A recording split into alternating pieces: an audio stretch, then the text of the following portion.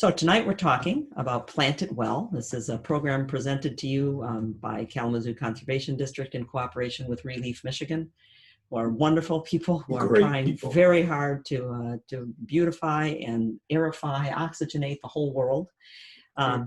We are, Stephen and I, at gardenatozz.org. We're private gardeners who like to reach out to other gardeners and help extend to you the information that we learn from others and we learn ourselves. I'm Janet McConovich. This is Stephen Nicholas sitting next to me.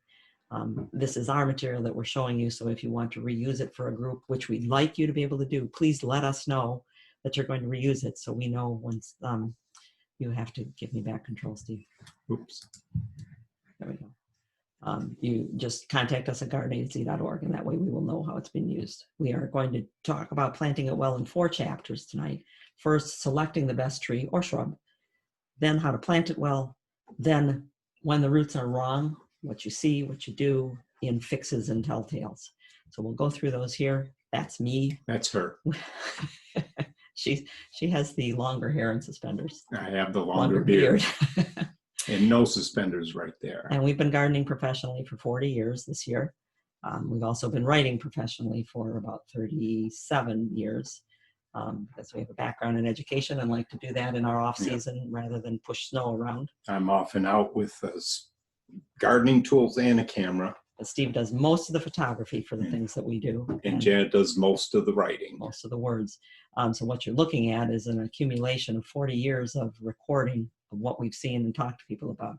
If my face looks familiar to you, it's because for 13 years I wrote in the Detroit News, which came out in the Joint News Free Press every Saturday. I've also written, and Steve's written and illustrated with me 9 books now, 2 of which you can find easily, the Designing Your Gardens and Landscape and Caring for Perennials. We also had our faces in the Michigan Gardener for about 10 years. But we spend our time now working and writing on our website, gardenatozz.org, and working on these webinars, because we are still professional gardeners and there's just so many hours in the day. We've got thousands of articles up on Garden A to Z. So let's move forward. Plant it well, starting with chapter 1. Selecting the best Select tree. your best. And for this, we have a tree selection guide for you. Lots of words for the trees that you can pick. They are, as I said, at our website, gardenatozz.org. Go to About Us, then Webinars and Conference Materials, and you'll be able to click to find it or look at the link that we've given you in chat today. The most important thing when you're selecting what you're going to plant, tree or shrub, is it's got to fit the site. If it doesn't fit the site, it's not going to perform.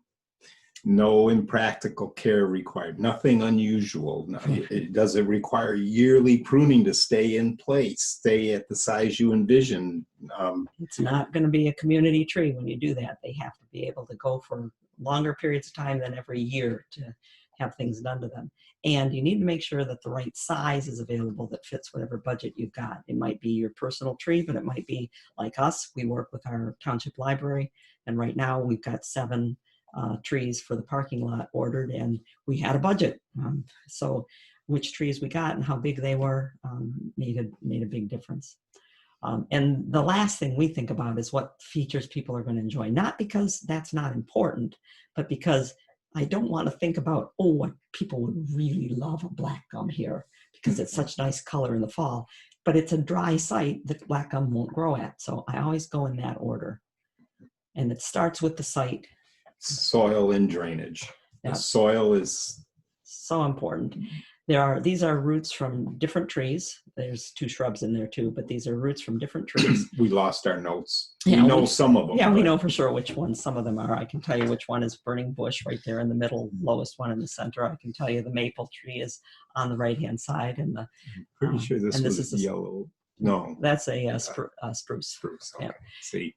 At any rate, these plants have roots that are adapted to certain types of soils. You see real fine roots like that, you're looking at a plant that grows very well in a loose, organic, rich soil. You look at heavier roots everywhere on the plant, you're looking at a plant that is much better suited to handle this freeze and thaw and the swell and shrink of a clay soil. So you want to go with something that's going to grow in your place. It's magnolia, sorry. Oh. It's the only one I did mark on that one. Richness is darkness. The darker the soil, the more organic matter in the soil. The more organic matter, the more nitrogen becomes available every single year as that organic matter breaks down. The paler the soil, the less fertility there is in it. So if you get a tree that says likes a rich, fertile soil, you don't want to put it in a pale yellow soil. It won't perform. And compacted, is the soil compacted? Any soil. Any soil, sand, silt, clay, they all compact. They can all get pressed down, especially when they're wet, and then air doesn't flow through them. And air is just as important to plants as water and nutrients. This is sand, compacted. You could tell it's sand when you, number one, the way it's sticking to her gloves, but it's like gritty. Yeah. And clay rolls. When you feel the soil, if you feel grit, you are feeling a sandy soil. You're feeling a soil that warms up quicker in the spring, that air moves through better, and some plants like sandy soils, and books will tell you sandy soils. Quite often we heap different layers of soil on top. The soil is sandy originally. This layer, then another layer, then another layer. Yeah. And what you want to know is what's happening below the roots. Just like your potted plants, you want to know whether water is sitting in the pot, the catch pot underneath your house plant. You want to know if the water is sitting below your roots, because if it is, it's going to rot them, and your tree is not going to grow well. The key is to look at 18 inches down. You can do it in a narrow little hole. You can drill the hole if you want to, but you want to go down 18 inches and fill it with water. Fill it all the way up. And this better be when it's moist out. And if you can't fill it, you have excessive drainage. Right. If you can't fill the hole, and that's happened to us a couple times, then you definitely do not have a soil that's going to hold much water. But what you want is that 18-inch hole. No matter how wide it is, you want to know how fast that water goes out the bottom of the hole. And that hole should be empty in 12 to 24 hours. Not still like this in 2 weeks. Yes. Notice the blue clay. It was only a week. It was only a week, but it had gone down that much. Yeah. If what you do when you're checking drainage is you come back after 12 to 24 hours. If there's still 6 inches of water in the hole, you need a 6-inch raised bed to grow a plant that likes well-drained soil. If there's still 12 inches or 18 inches, then you need a higher raised bed. Or a drainage tile, or are you adjusting something? Yep. If the water's gone, you go, great, I'm fine. Sometimes you don't have to do a drainage test. If the soil is brown or red that you're digging up to make your drainage test, you're already 18 inches, that shows that the water's going through and bringing oxygen and new things with it. Because brown and red is rust. Rust means oxygen. So if it's brown or red down there, you're okay. If it's gray or blue, and you see the blue streaks in this, you're looking at places where it doesn't get oxygen, and that's where you're probably going to have some drainage issues. Building rubble is terrible stuff to grow in, but it's quite often what we community planters get. They give us that terrible place in the middle of a parking lot. The roots will go through it to find good stuff, though. They will over time, but you have to give them a good start to do that. You have to make sure they will. Yes, we had a speaker at our Waterford Township Library who started out his in Manhattan planting trees, and how those trees grow, I don't know, but he told us lots about how this tells you how deep the roots go. Look, there's no roots below this layer right here. That 18, 24-inch layer. And look at the white layer down below. That's called the leach layer. When you see white down below, it means that the water is running quickly through the soil and taking nutrients with it. A leach layer is for infertile soil. But again, roots are in the top level. They're not deep. Roots are not deep. They're wide. Those are oak trees. That's the deepest. You also want to check your site to see if there's going to be runoff from someplace, particularly if these are trees that are going to be in public areas. Salted parking lots and salted sidewalks with runoff going into your plant is death to most trees and shrubs. So watch for where the water runs off from, divert it, bank up against it, drain it away. Because even this is at one of our clients' yards, and the slope comes from the house on the left downhill. When you turn on the sprinklers, it runs in and sits under that bed. So this bed had to be raised in order to grow things well. And cloddy, lumpy soil is not bad soil. You don't need to go through and smooth that out. You certainly There's do no not. reason you should not. You don't need to till it. Clumps are just as good as other soil. This is If it's a poor soil like this was, notice the color. We added organic matter. it had been compacted from building construction equipment on it. We broke it into clumps like that by using a fork and just popping it up, and then added compost on top. The plants grew fabulously in that soil. Yes, we broke some of the clods to plant in, but we still didn't fracture them into mini small pieces. That's right. When you have to dig a hole to plant your tree in this now, yes, you're going to pick up some clods and you'll break those clods into smaller fist-sized clods, but you'll put them back in. Nature will take care of them. Use the soil that is there. It gives you airspace. Okay, you'll find this kind of information about the site, about exposure, salts tolerance, drought tolerance, wind tolerance, in good reference books like Manual of Woody Landscape Plants. This is the king. Absolutely bow down forever to Michael Durr. What a fantastic gift he is to the horticulture community. So one of the plants on your list is American hop hornbeam. It's in his book. It says what height, and his explanation of how tall it's going to get is the explanation you can believe. It is not a marketing explanation. It's what someone who has spent a lifetime observing the trees has seen. He will say in a landscape situation.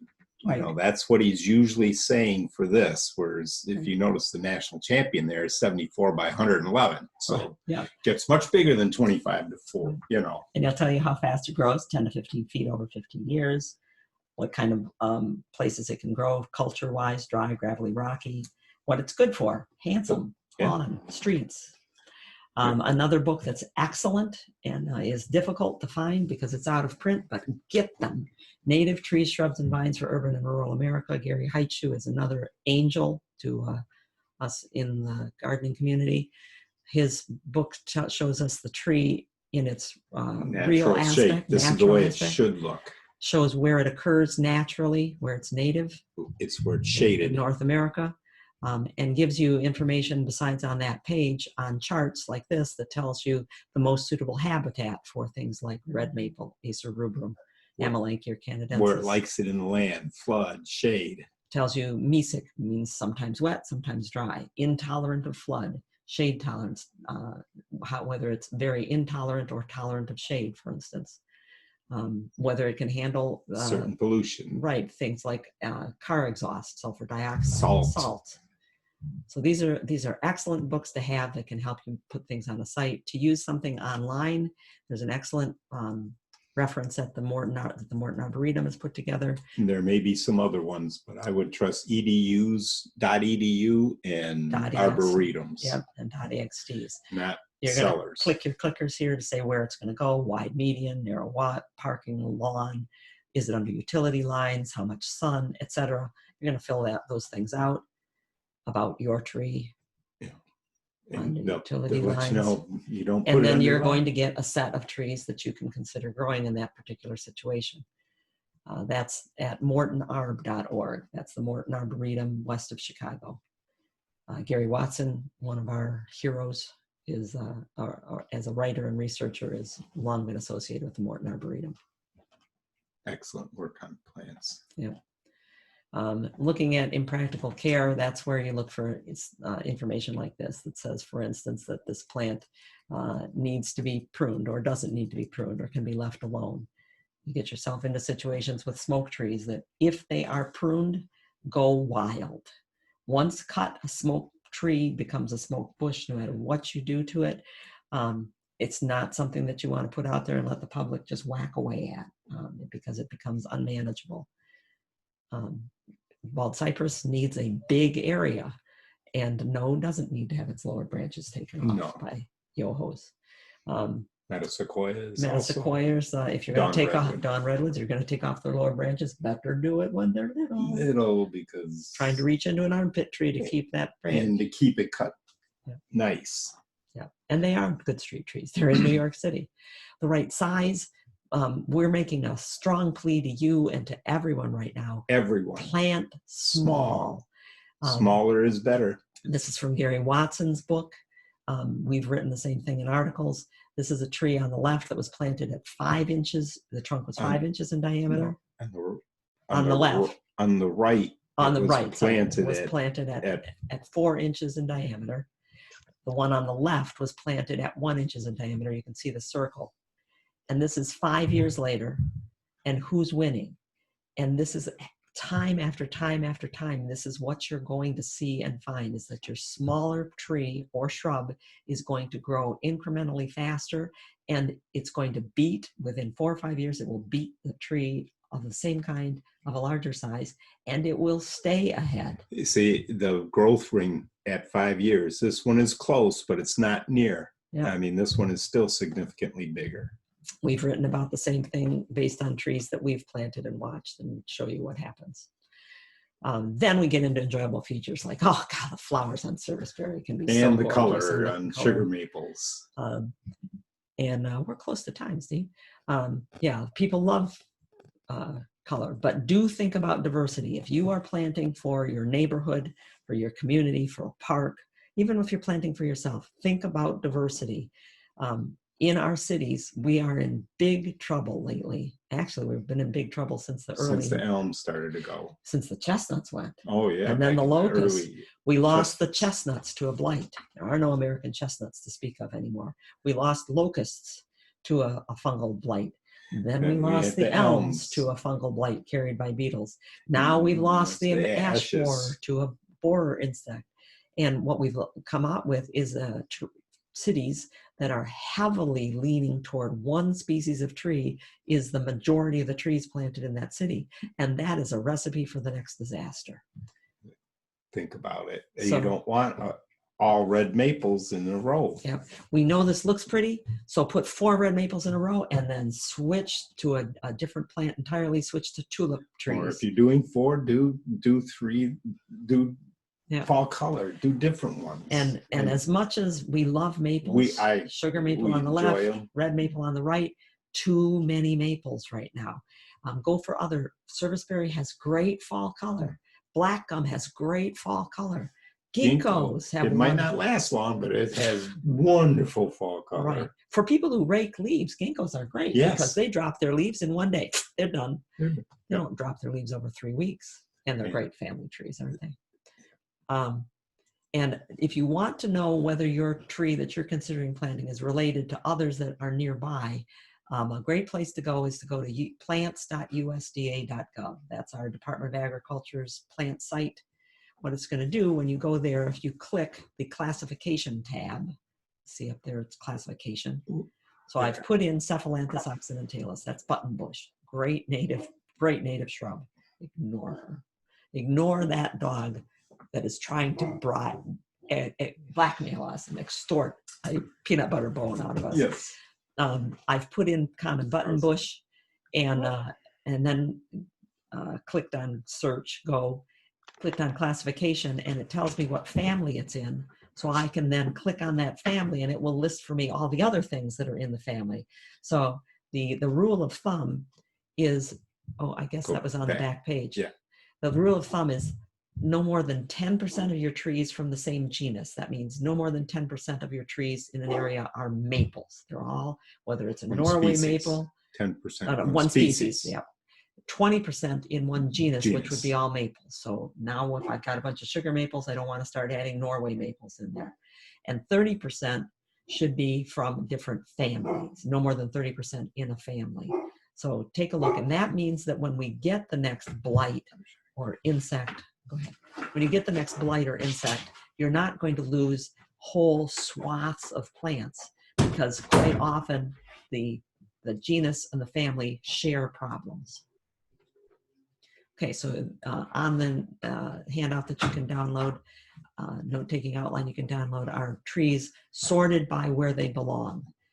If the root space is only about 5 feet wide, this group of trees, root space is between 5 and 10 feet wide. Here's another suggestion of trees, etc. This tree selection guide is something that Steve and I worked on after the ash trees started to go down, along with a now retired excellent city forester, Chris Pargoff, who was very active in Michigan Forestry and Parks and on Michigan, Relief Michigan. This is a very good set of trees and shrub-like trees to look at. And on the pages 3 to 6, they're described for you in more detail for some of that site and enjoyable features categories. To go through some of them quickly. Crabapple, you could get so many different crab apples. And what you want is disease resistance, and you want ones with small fruit that are persistent. We like small fruit that are persistent because of the birds that will eventually take them. And because they look great in the wintertime when that fruit stays on there. Yeah. They are not tiny trees. People tend to think of them as tiny trees. They're not. Large. They're 25, 30-foot trees. And there are excellent trees, crab apples. They don't all lose their leaves by August. No. So there are some listed for you on that page. Chinese or Kousa dogwood, beautiful bloom in the spring. Late spring. Good fall color, great bark, very tolerant of city conditions, of atmospheric pollution, of compacted soils. You need to get a good tree to start with, but we'll get into that later. Paper bark maple. People love these. Boy, when we first started getting them, they were rare. Oh, very almost. rare. Yeah. Now you see them, and almost even at a Home Depot might have a paper bark maple. Right. This is it's classed as a Japanese maple because they are one of the Asian maples. The bark is spectacular. The fall color is a beautiful red gold. Not as reliable as it's very late, why it's not reliable. Yeah, sometimes it gets too cold. I mean, we're talking Thanksgiving times. But they've turned out to be very good street trees, very good, tolerant of all kinds of conditions trees. Aren't they beautiful? Serviceberry, our native serviceberry with its gray bark, white fragrant flowers in the spring. Wonderful fruit that the birds like. If you could get it before the birds and squirrels and chipmunks. Right, and if you can plant it in a place where people don't be upset that fruit is falling on the ground where they walk. Bigger than people think they are.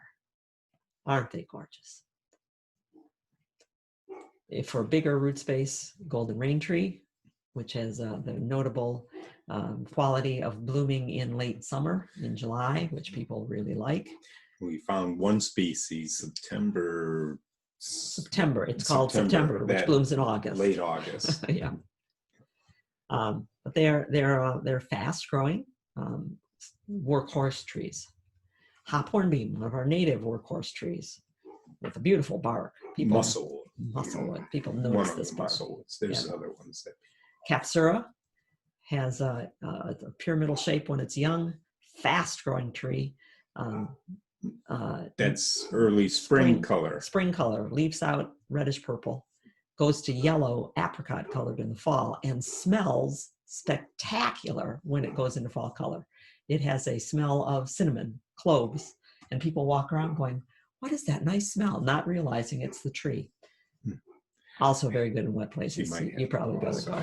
Steve's going to leave us for just a minute while we let the extortionist win there. If you've got a larger space, the pictured tree there is a hackberry, our native hackberry tree. Yellowwood, one of Steve's and my favorite trees. Fast growing, gray bark, white fragrant flowers in June. It's a relative of the wisteria.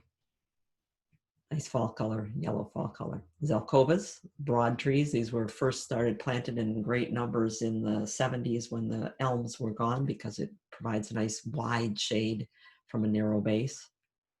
And then of course trees for parks, like that's a swamp white oak. Great tree for a park. Sometimes they make it on the city street like that. Bald cypress, very good in places where the soil is too wet for other trees. Dawn redwood. These are trees you should take a look at. Kentucky coffee tree. Some people take exception to Kentucky coffee tree because of the big pods that it makes and drops. And so they plant the male form of the Kentucky coffee tree that does not have fruit. And then there are trees that you should just give lots of room. Shingle oaks, lacebark elms, tulip, poplars. So that's all about selection process. That's what we're calling our first chapter. And when we post this video on our website, we'll be posting it in sections. So this will be what we're done with. Thanks to the Kalamazoo Conservation District for bringing this all together, and Relief Michigan for putting us together with them so that we could help you with planting trees, because that's what we're doing now.